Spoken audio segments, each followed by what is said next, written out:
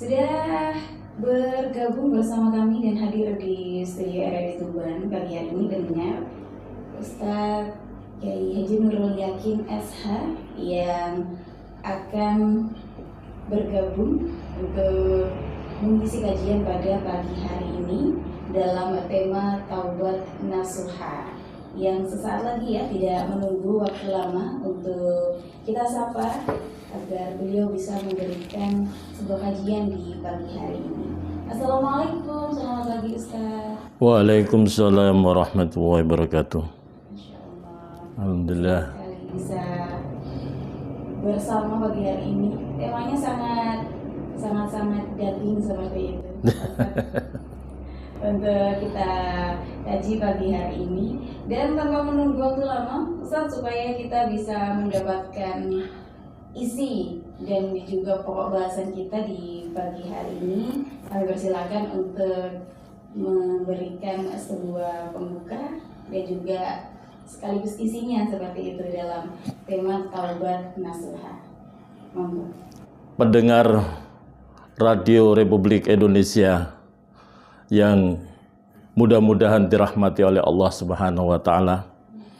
Alhamdulillah, pagi hari ini kita masih diberikan kesempatan hidup oleh Allah, diberikan kesehatan, dan yang paling penting sampai saat ini kita masih diberikan rahmat yang terbesar, yaitu nikmat iman dan Islam.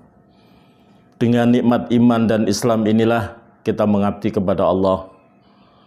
Dengan iman kita melaksanakan perintah-perintah Allah, dan dengan landasan iman kita menjauhi larangannya. Mudah-mudahan karunia yang terbesar, nikmat iman ini senantiasa ada pada diri kita sampai kita menghadap kepada Allah dalam keadaan iman dan Islam. Wala tamutunna illa wa antum muslimun. Jangan kamu mati kecuali dalam keadaan muslim, membawa iman dan Islam. Salawat dan salam senantiasa kita sampaikan kepada baginda Rasulullah SAW sebagai Nabi dan Rasul yang terakhir yang membawa risalah tauhid, risalah Islamiyah kepada kita semua.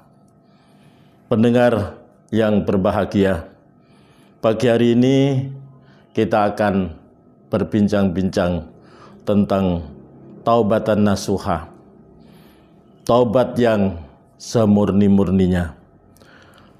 Pertama adalah pengertian taubat. Itu adalah dari bahasa Arab ya, yang di dalam kamus bahasa Arab Munjib. Maka taubat itu dari kata-kata tabayatubu, yang artinya adalah roja'ah atau nadimah. Roja'ah artinya adalah kembali ya.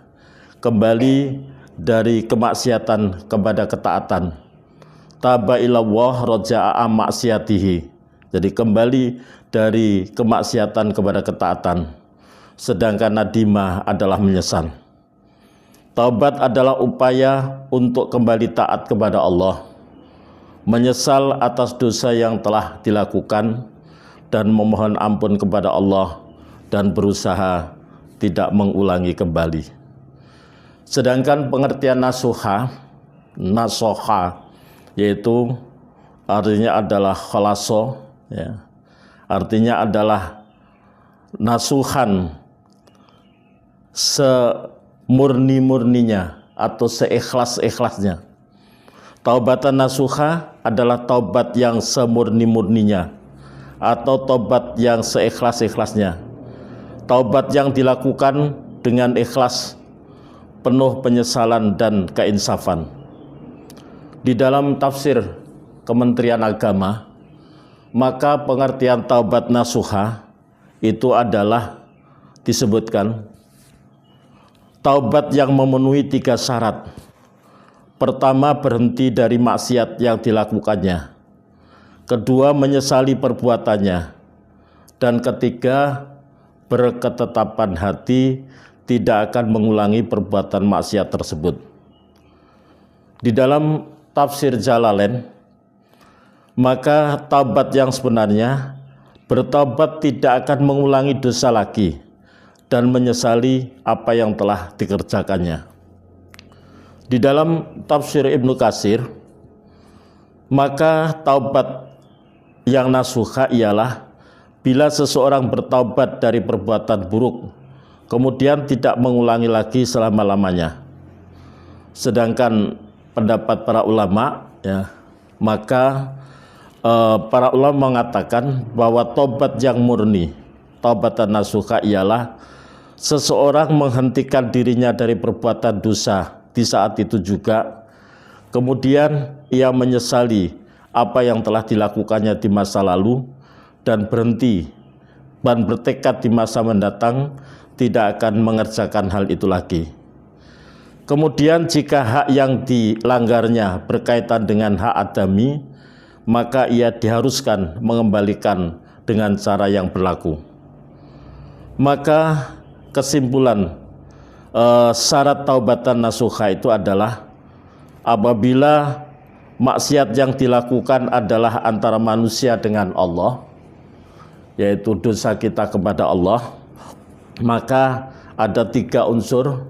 Yang pertama adalah meninggalkan perbuatan dosa dan perilaku dosa tersebut.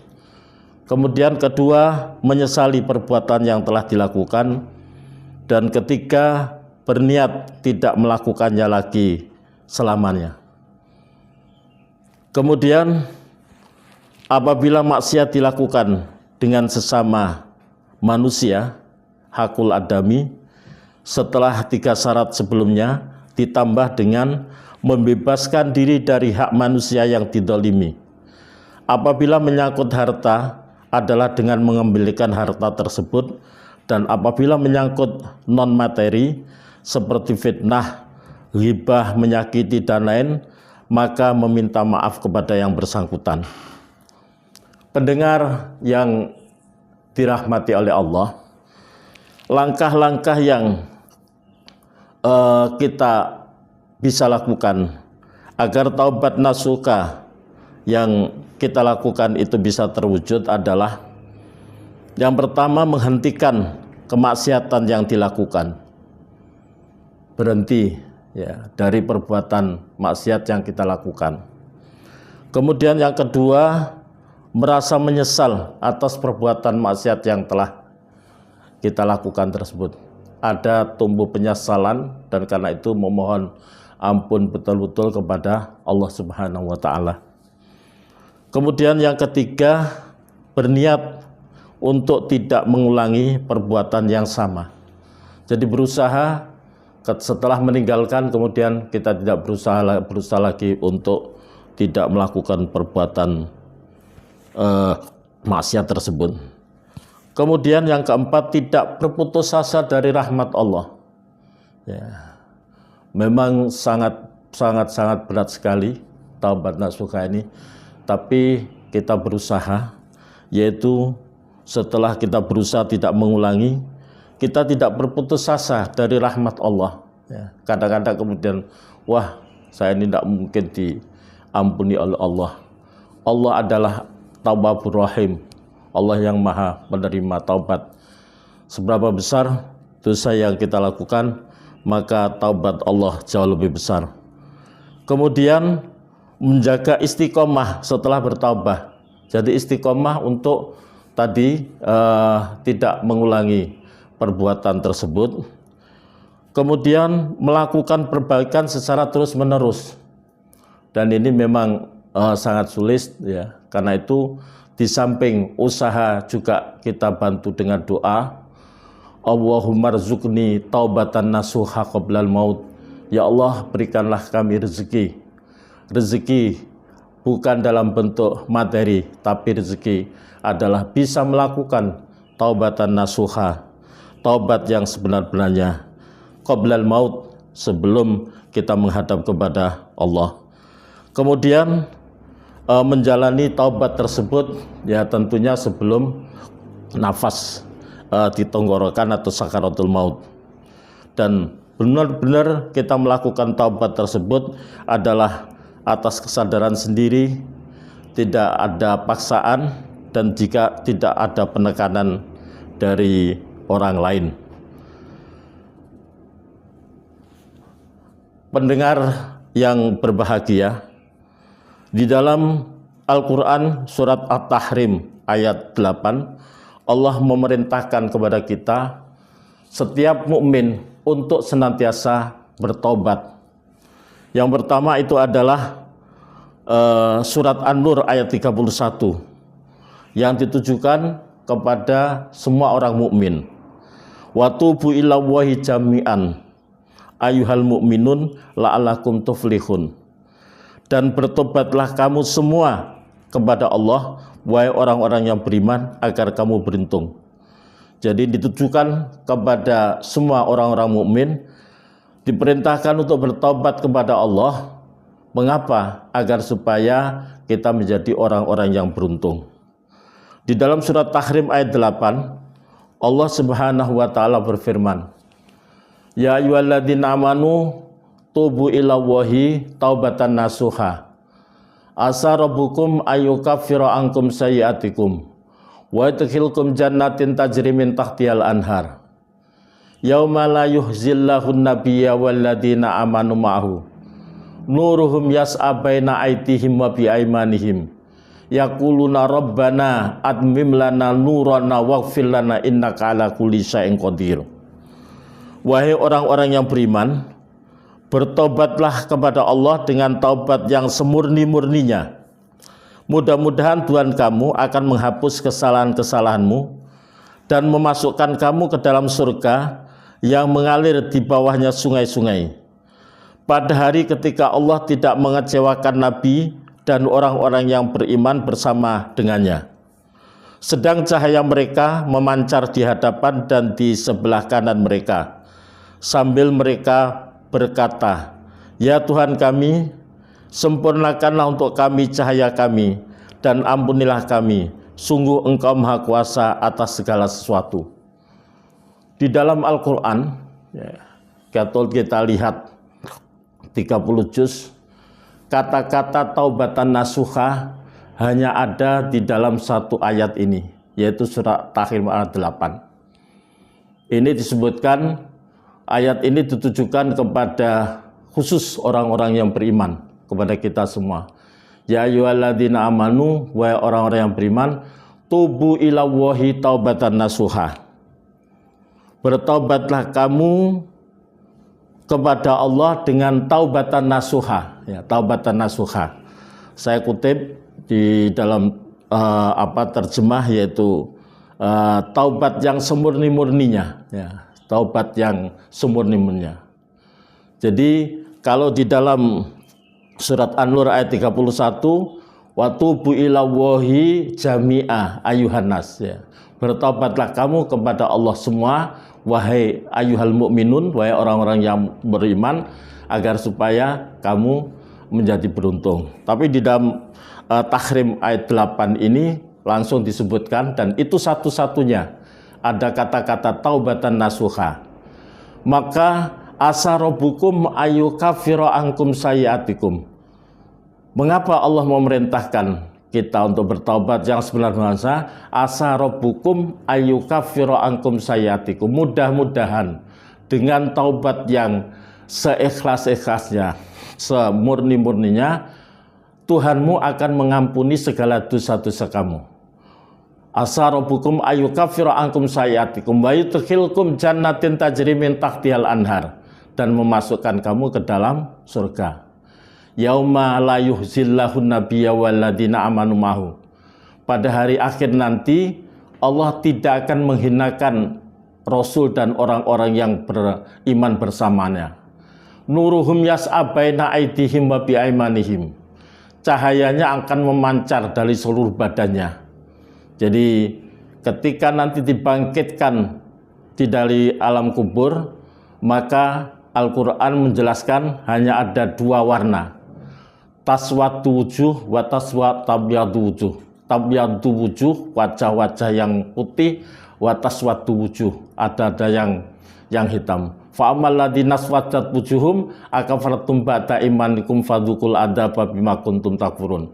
Orang-orang yang wajahnya hitam pekat, maka Fadzukul adzaba bima kuntum takfurun. Rasakanlah siksa akibat kekafiranmu dulu sewaktu di dunia.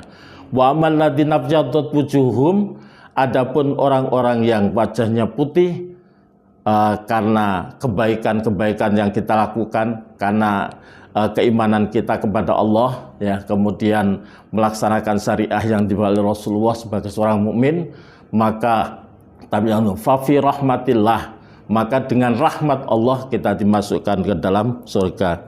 Inna wala yukhliful mi'ad, Allah tidak akan belinjani janjinya. Pendengar yang berbahagia, ya, atas rahmat dan rahim Allah, maka terhadap orang-orang yang beriman kita, khususnya terhadap orang yang diperintahkan oleh Allah untuk bertaubat. Pertama adalah bahwa manusia itu desainnya memang senantiasa berbuat salah dan dosa. Bahkan Rasulullah SAW bersabda, kullu bani adamal khata'un wa khairul khata'in at-tawwabun. Setiap anak Adam maka senantiasa berbuat salah, dosa. Wa khairul khata'in, tetapi sebaik-baik orang yang berbuat salah dosa at-tawwabun, orang yang mau bertaubat. Ya, karena itulah maka Allah memberikan kesempatan, yaitu untuk agar supaya hambanya bertaubat, karena memang desain manusia itu senantiasa berbuat salah. Sehingga ada pepatah, al-insanu mahalul khata' wan nisyan. Manusia itu ya tempatnya khata', salah, wan nisyan, dan lupa. Ya. Kadang-kadang memang betul-betul lupa, atau kadang-kadang memang pura-pura lupa, ya. Itu adalah memang desain manusia. Karena itu maka Rasulullah menyampaikan sebaik orang-orang yang berbuat salah itu adalah orang yang senantiasa bertaubat. Kemudian Allah memerintahkan kepada khusus orang yang beriman untuk bertaubat adalah karena taubat itu adalah sarana untuk menghapus dosa. Tadi surat At-Tahrim ayat 8, yukaffir ankum sayyiatikum, asa, mudah-mudahan dengan bertaubat kita merasa menyesal dan kemudian memohon ampun kepada Allah dan kemudian tidak berusaha mengulangi kembali, itu dapat menghapus dosa kita, ya.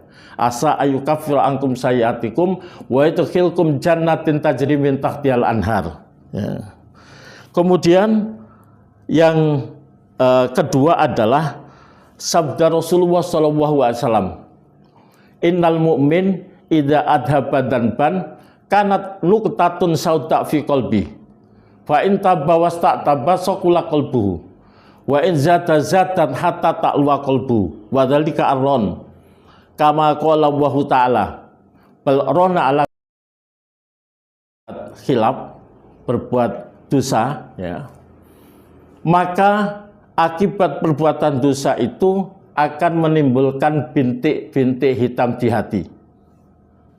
Ya, innal mu'min idza adaba dalan kana nuqtatun syata fi qalbi fa in taba wasta'taba saqula qalbuhu.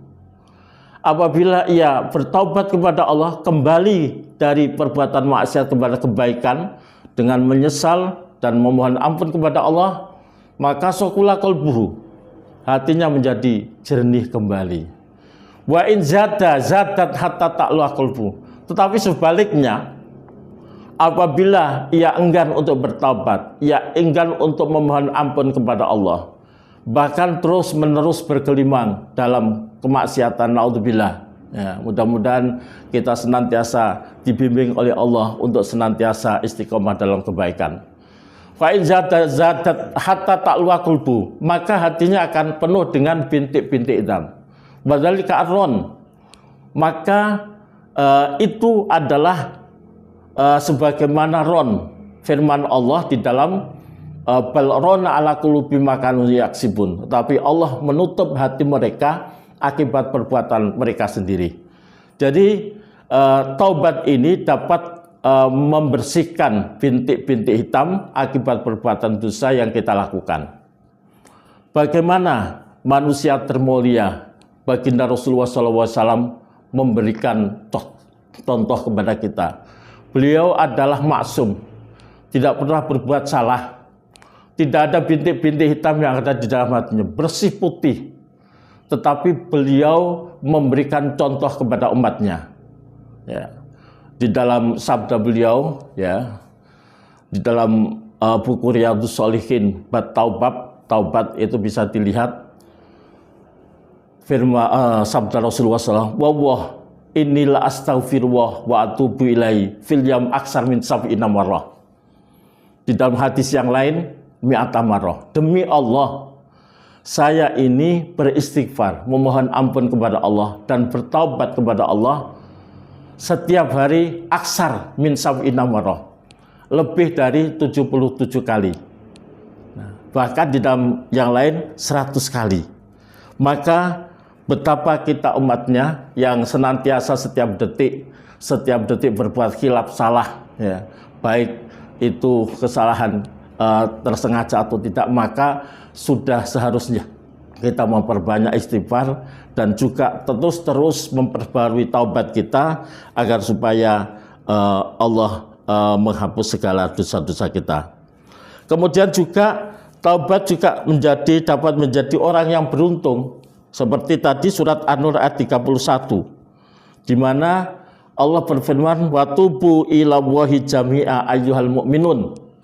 Bertaubatlah kamu kepada Allah semuanya wahai orang mukmin, la'alakum tuflihun, ya, agar supaya kalian menjadi orang yang beruntung. Nah, terkait dengan surat Tahrim ayat 8, bagaimana tidak beruntung kalau dengan bertaubat itu Allah kemudian menghapus segala dosa kita dan kemudian memasukkan kita ke dalam surga.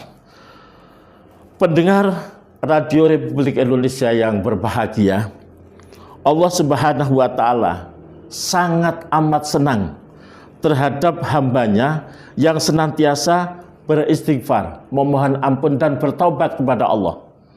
Ini Allah sangat-sangat senang. Ya. Di dalam hadis, ya, diriwayatkan oleh Imam Muslim, hadis nomor 2759, ya. Ini dari Abu Musa Abdillah bin Qais al-As'ari radhiyallahu anhu, Rasulullah sallallahu alaihi wasallam bersabda, "Inna Allaha azza wa jalla yabsutu yadahu bil laili liyatuba musi'an nahar wa yabsutu yadahu bin nahari liyatuba musi'al lail hatta tatlu asyamsu min maghribiha." Ya. Kemudian sesungguhnya Allah di waktu malam menengadahkan tangannya, menunggu hamba-hambanya. Di waktu malam kita ditunggu kedatangan kita di hadapan Allah, agar supaya hambanya tadi yang berbuat salah di waktu siang, agar supaya di waktu malam cepat-cepat datang kepada Allah, bertaubat kepada Allah. Dan di waktu siang Allah menunggu kedatangan hamba-hambanya yang di waktu malam berbuat salah, berbuat dosa, agar supaya cepat-cepat mohon ampun kepada Allah. Kita ingat betapa Rasulullah juga mengingatkan bahwa nikmat yang terbesar yang ada dalam diri kita ini adalah nikmat iman. Tetapi harus kita pahami, al-imanu yazid wa yanqus. Iman itu bisa bertambah dan berkurang. Al-imanu yazidu bi taatillah. Iman itu akan bertambah dengan taat dan patuh kepada Allah. Wal imanu yang kusu bimaksiatillah, dan iman itu akan menipis dengan maksiat kepada Allah. Tadi karena apabila seseorang bermaksiat pada Allah akan menimbulkan bintik-bintik hitam yang ada di hatinya, dan itu yang menutupi keimanannya. Karena itulah maka Allah dengan sifat Rahman Rahimnya sangat senang, bahkan ditunggu. Di dalam hadis riwayat Imam Muslim nomor 2759 ini, ditunggu kedatangan kita, ya, setiap saat, siang dan malam, agar supaya kita kembali kepada Allah, kembali dari kemaksiatan kepada ketaatan kepada Allah. Kemudian Allah sangat-sangat amat senang kepada hambanya yang mau bertaubat, sehingga di dalam hadis panjang diriwayatkan oleh Imam Muslim nomor 4932 itu disebutkan dari Anas bin Malik, ya, bahwa Rasulullah bersabda, Allah benar-benar sangat gembira atas taubat hambanya melebihi kegembiraan salah seorang dari kalian yang mendapati hewan tunggangannya di sebuah padang pasir yang luas, yang mana hewan tunggangan tersebut sebelumnya lepas, sementara di atas tunggangannya ada bekal makanan dan minumannya, hingga akhirnya ia merasa putus asa untuk menemukannya kembali. Ia pun kemudian mendatangi sebuah pohon dan beristirahat di bawah naungannya atas rasa keputusasaan yang ia alami. Di saat kondisi seperti itu, tiba-tiba ia dapati untanya berdiri di sampingnya. Ia pun segera mengambil tali kekangnya dan berkata, "Ya Allah, Engkau adalah hambaku dan aku adalah Tuhanmu." Ia salah berucap sebab kegembiraan yang amat luar biasa. Jadi, kalau di dalam hadis ini, kalau ada seseorang berada di padang pasir, ya jauh dari mana, maka apabila kehilangan unta dan tunggangannya dan bahan makanan yang ada di unta, boleh dikatakan ya sudah mati kalau berada di tengah padang pasir, ya. Artinya sudah jelas jauh dari mana-mana. Maka ketika hilang itu di tengah putus asa kemudian dia berlindung di bawah tumbuhan, kemudian tertidur sebentar, ternyata kemudian unta dan tunggangannya datang kembali. Maka karena kegembiraannya, ya karena kegembiraannya itu sampai kemudian salah ucap, Allahumma anta abdi wa ana rabbuka, ya. Allahumma anta abdi wa ana rabbuka, ya Allah, anta abdi, engkau hambaku, aku ini adalah Tuhanmu. Padahal mestinya adalah Allahumma anta rabbi wa ana abduka. Saking orang kalau sudah kegembiraan yang pas itu kadang-kadang terbalik, maka itu menggambarkan, dan itu Allah lebih bahagia, lebih senang dari kegembiraan yang paling pol. Ya, kalau persamaan yang lain mungkin ketika seseorang berada di lautan, kemudian naik kapal, ombak sampai puluhan meter, maka di situ sudah kemungkinan hidup itu sangat kecil, sehingga ketika selamat maka dia akan sangat-sangat gembira, ya sangat-sangat gembira. Itu adalah pemirsa yang dirahmati oleh Allah. Tadi disampaikan bahwa taubat itu adalah kita memohon ampun, bertaubat dari dosa yang kita lakukan. Maka dosa itu dilihat dari kepada siapa kita berdosa, maka kita berdosa kepada Allah dan juga berdosa kepada manusia, ya. Sedangkan dilihat dari kualitas dosa, masa ada yang disebut dengan kabair, dosa besar maupun dosa kecil.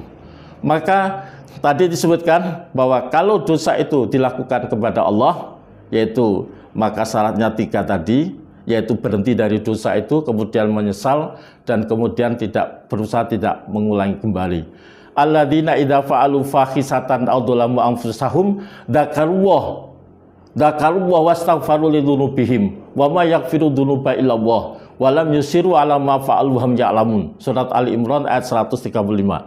Alladzina idza fa'alu fahisah, yaitu orang-orang yang berbuat kedzaliman, dzakarullah, ingat kepada Allah, wastaghfaru lidzunubihim, memohon ampun kepada Allah, wa ma yaghfiru dzunuba illallah wa lam yusiru ala ma fa'alu hum ya'lamun, dan kemudian berusaha untuk tidak mengulangi kembali.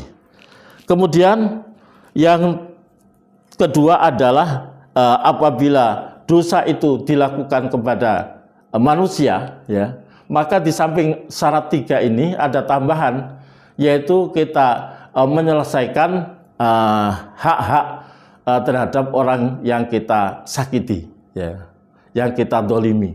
Jadi mengembalikan, kalau itu berkaitan dengan harta, harus dikembalikan.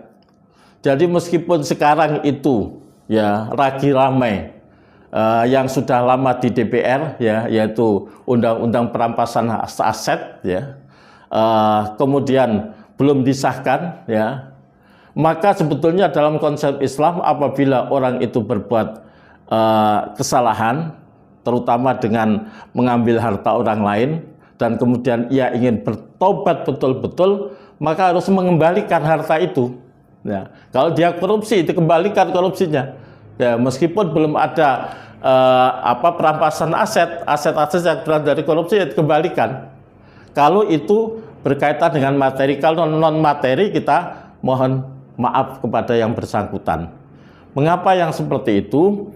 Karena jangan sampai nanti menjadi kendala. Karena Rasulullah pernah mengingatkan tentang nanti ada di dalam hari kiamat itu fenomena orang yang bangkrut, orang yang pailit.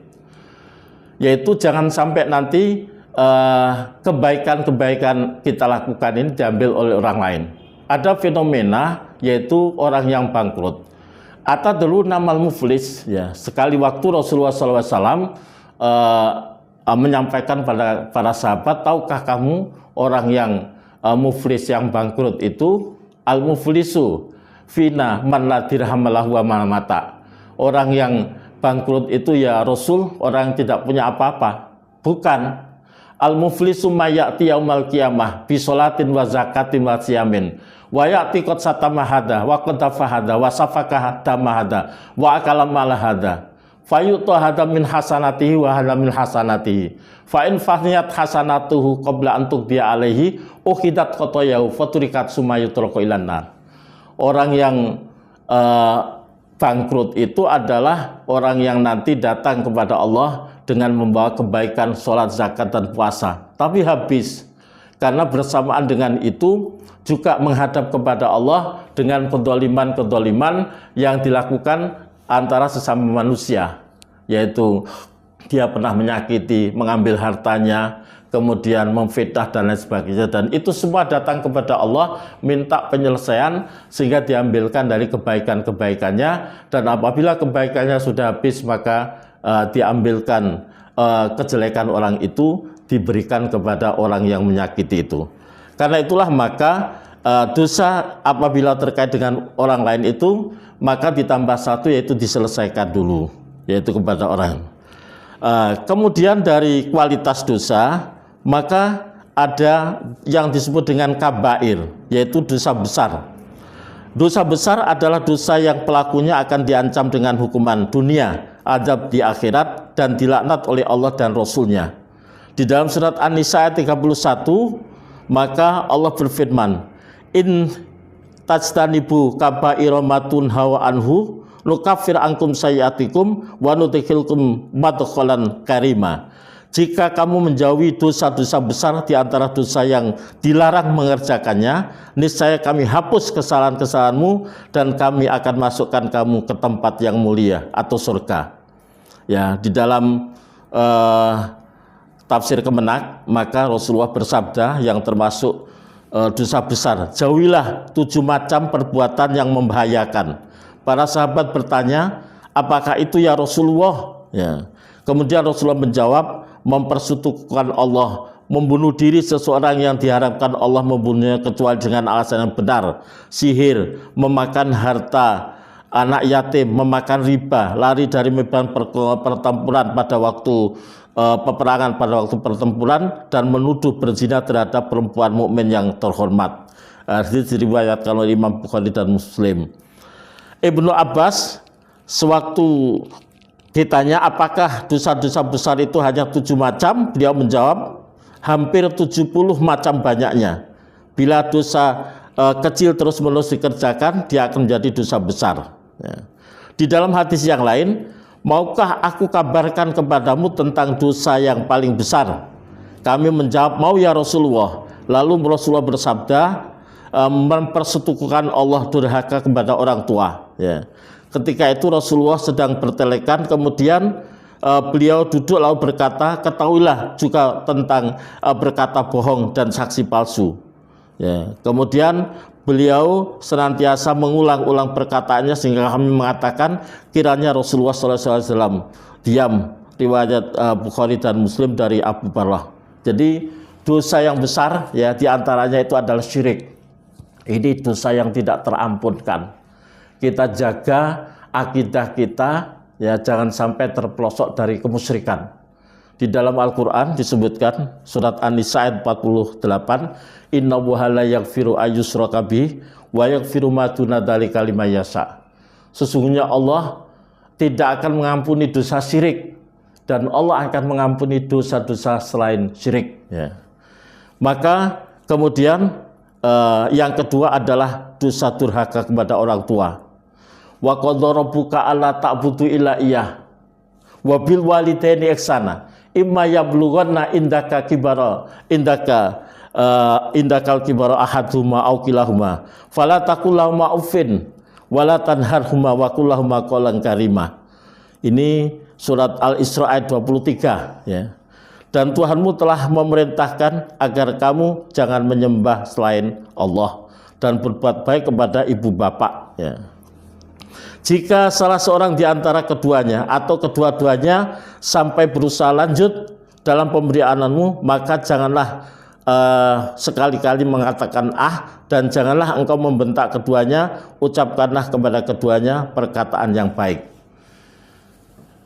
Pemirsa dan pendengar Radio Republik Indonesia yang berbahagia, ya, karena itulah maka di dalam taubat nasuha ini, ya, kita adalah senantiasa terus Allah akan menerima taubat selama belum nafas di tenggorokan.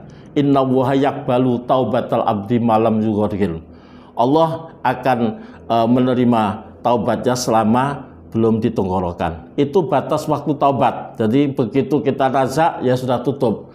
Sedangkan untuk semua dunia ini adalah apabila nanti matahari terbit dari barat. Itu semua tobat manusia di seluruh dunia sudah tertutup, ya, apabila matahari sudah terbit dari barat, ya. Itu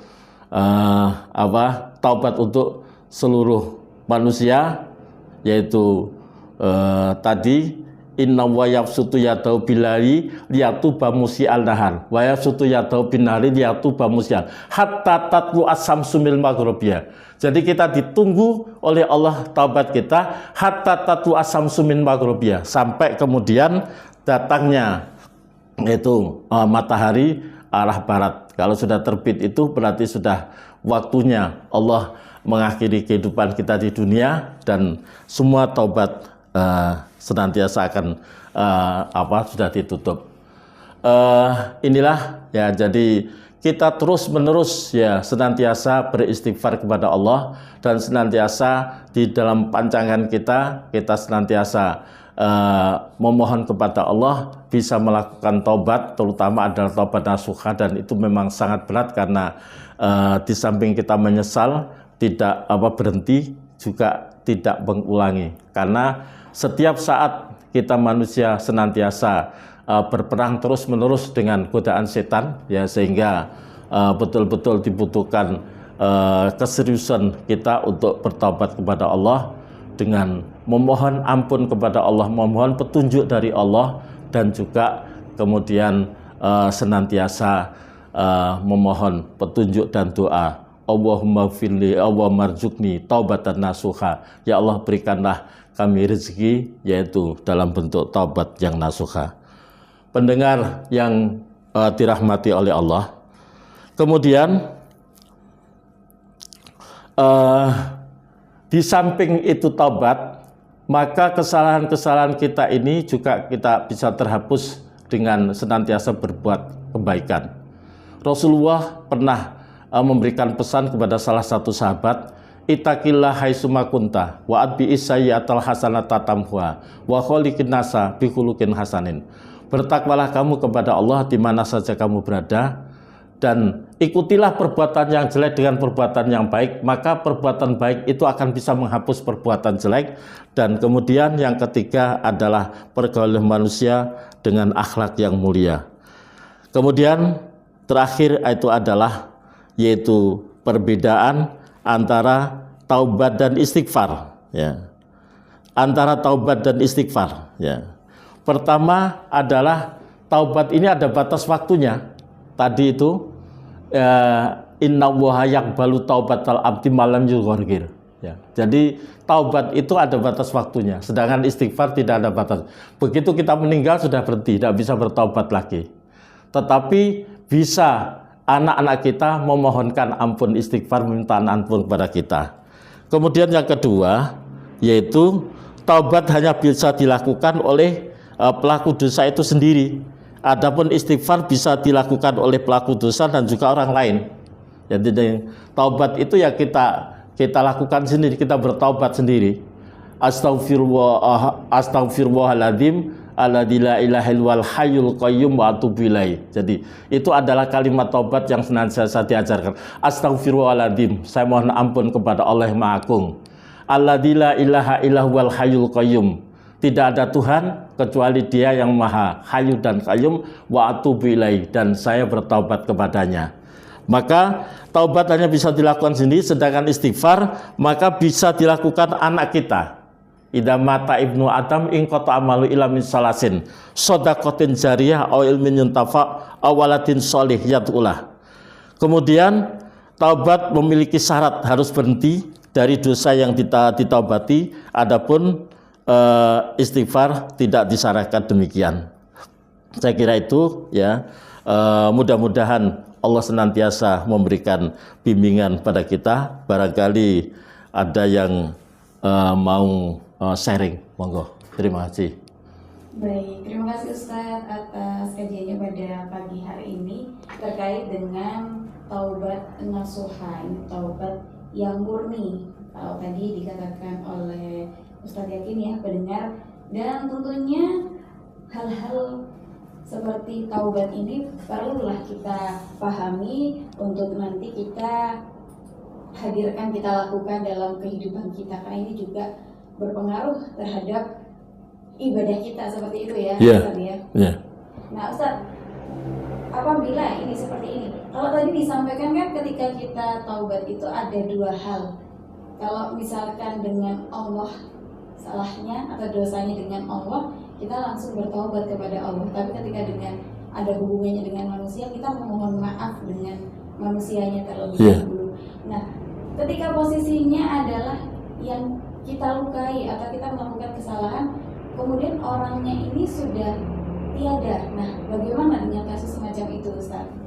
Ya, jadi yang pertama adalah kalau itu terkait dengan orang lain ya, kesalahan pada orang lain, di samping tiga tadi kita memohon maaf ya. Nah, bagaimana kalau orangnya sudah meninggal ya, kita sudah tidak bisa memaafkan lagi, mohon maaf. Kalau itu terkait dengan hutang piutang ya, atau terkait dengan materi, bisa kita sampaikan kepada ahli warisnya ya, ahli warisnya. Jadi dulu kita punya hutang ya, kemudian ternyata sudah meninggal ya, kita berikan kepada ahli warisnya ya. Jadi saya punya hutang, maka itu adalah menjadi hak ahli waris ya, karena itu kita selesaikan dengan ahli waris. Lalu yang terkait dengan non materi ya, jadi kita sudah tidak bisa memohon maaf lagi kepada yang bersangkutan ya, sebagai langkah yaitu ya kita mendoakan kebaikan kepada dia yang kita lukai ya. Jadi Allahumma firlahu warhamhu wa'afihi wa'afu'ahu Allahumma la tuharimna ajrahu wa la taftina ba'dahu Allahumma firlahu warhamhu wa'afihi wa'afu'ahu Allahumma la tuharimna ajrahu wa la taftina ba'dahu wa filana.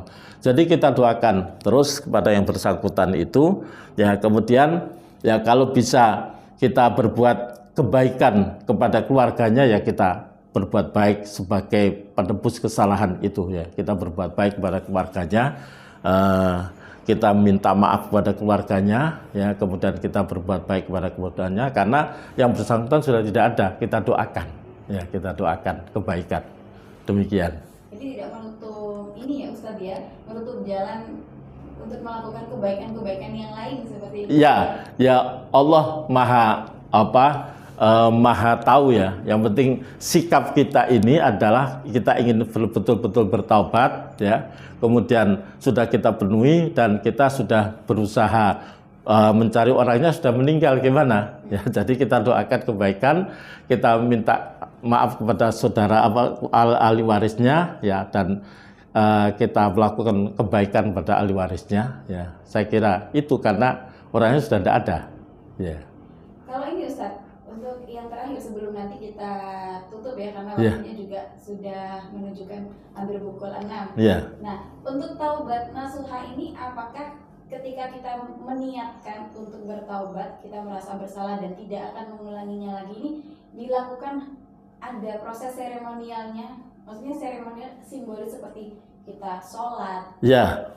sholat yang secara khusus, apakah bisa kita lakukan dengan sholat biasa kemudian kita berzikir dan bertaubat seperti itu? Ya, ini kan sebetulnya sikap ya. Jadi tentunya adalah kita berwudu, kita sholat taubat ya 2 rakaat, kemudian kita memohon ampun kepada Allah ya atas kesalahan. Tetapi yang paling penting adalah sikap ya. Sikap pertama, kita akan berhenti dari perbuatan maksiat itu. Jadi sikap kita berhenti. Kemudian kita merasa menyesal ya. Ya Allah, saya menyesal kok saya berbuat seperti itu. Penyesalan, merasa malu kepada Allah, merasa menyesal kepada Allah, dan kemudian sikap mental untuk kemudian tidak mengulangi kembali. Ya. Adapun disunahkan ya dengan melalui sholat taubat monggo. Tetapi yang penting itu adalah sikap mental kita berhenti dari perbuatan dosa itu, kita menyesal tadi itu, dan kemudian ada tekad untuk tidak mengulangi kembali. Dan di bulan Ramadan ini adalah kesempatan, sebentar lagi adalah Syahrul Maghfirah, bulan ampunan kepada Allah, dan itu adalah momen yang terbaik kita untuk memperbanyak berbuat kebaikan dan juga memohon ampun kepada Allah ya. Saya kira momen sebentar lagi bulan Ramadan disebut juga Syahrul Maghfirah, bulan ampunan. Jadi harus kita manfaatkan sebaik mungkin. Ya. Dan untuk saat ini kita banyak-banyak berdoa supaya dipertemukan dengan Ramadan ya Ustaz. Ya, ya, betul. Baik. Itu tadi pendengar ya terkait dengan taubat nasuha. Saya kira cukup banyak yang disampaikan oleh Ustaz Yakin pada pagi hari ini, dan tentunya kita juga bisa mengambil banyak sekali untuk ilmunya dalam tema taubat nasuha ini, sehingga apabila kita ada hal-hal yang bisa membuat kita kurang bersih hatinya, akhirnya kita bisa segera melakukan taubat nasuha. Banyak-banyak beristighfar dan jangan lupa juga melakukan taubat, seperti itu, dua hal yang berbeda. Nah, Ustaz, boleh disampaikan penutupnya sebelum nanti kita berakhir dialognya pada pagi hari ini? Ya, sebagai penutup bahwa di antara Asmaul Husna, 99 nama yang terbaik nama Allah, itu Allah adalah At-Tawwab, Maha penerima taubat ya. Al-Afu, Maha pemaaf, Al-Ghafur, Maha pengampun, Al-Ghaffar, Maha pengampun juga. Jadi itulah nama-nama Allah yang menandakan betapa lapangnya Allah ya terhadap hambanya. Kita umat Islam diberikan kesempatan untuk mengedit, memperbarui catatan amal kita yang nanti akan kita terima, yaitu diedit dengan proses istighfar dan taubat ya. Dengan demikian mudah-mudahan catat amal yang jelek-jelek ini dihapus oleh Allah, dan nanti buku catatan yang kita terima di akhirat nanti adalah catatan yang baik ya, karena sudah kita edit. Maka ini sangat amat banyak kesempatan. Karena itu berbahagialah orang-orang yang catatan amalnya banyak kalimat istighfar ya, banyak dan sering terus-menerus melakukan taubat. Tapi juga harus ada diikuti dengan keinginan yang kuat untuk betul-betul berhenti. Jangan sampai ada istilah guyonan tobat lombok ya. Jadi tobat hanya di mulut saja ya, tapi itu memang berat ya.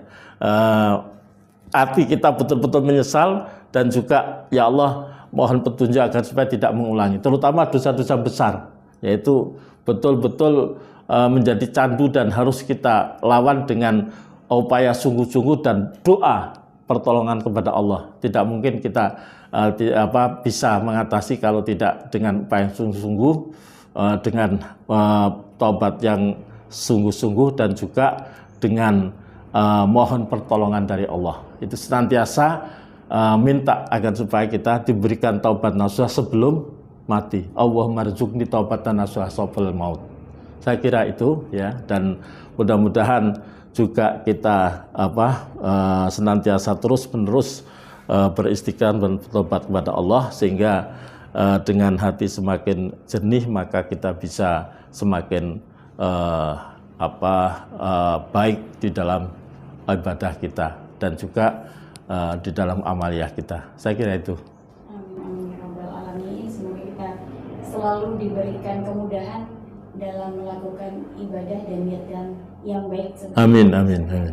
Dan terima kasih Ustadz sudah kita bisa tetap bersilaturahmi, kemudian tetap bisa saling memberikan manfaat dan kebaikan di dunia ini, sehingga nantinya kita bisa tadi merevisi catatan-catatan amal kita yang kurang baik, seperti itu pendengar. Dan tentunya pendengar, kami harap Anda tetap bersama kami di Pro 1 RRI Tuban. Sesaat lagi kita akan ikuti Warta Pagi bersama Programa 1 RRI Surabaya. Jadi kami harap Anda tetap stay tune di FM 87,9 Pro 1 RRI Tuban, kanal informasi dan inspirasi.